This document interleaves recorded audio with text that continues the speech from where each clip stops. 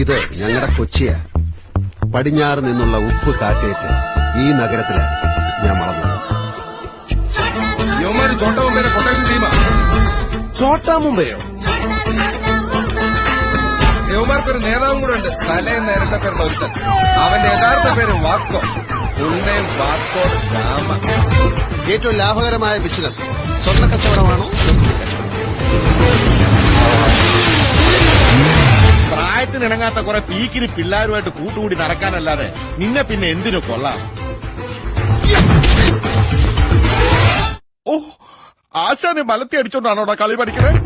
Police എന്നെ ജീപ്പിക്കറ്റി കൊണ്ടുപോകുമ്പോ എനിക്ക് കാട്ട തരണം.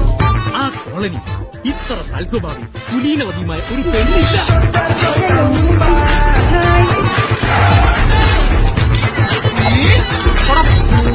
പട്ടികളെ